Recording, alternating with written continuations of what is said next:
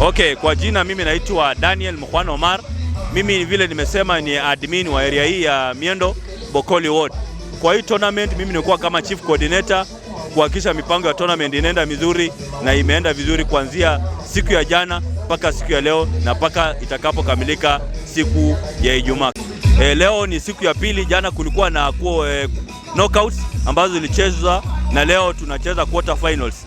Ninapoongea hivi kwa sasa timu ya Namawang FC imeweza kuipiga timu ya Juakali FC mabao 3-1 na wamequalify kucheza semi final siku ya kesho.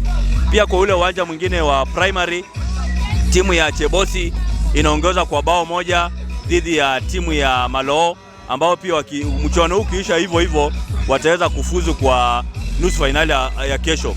So ni kuchukua hii fursa kualika wa mashabiki wote wajitokeze kwa wingi ili kwa mchuano wa kesho na pia mchuano wa siku ya Jumamosi ambayo itashikwa siku ya finali.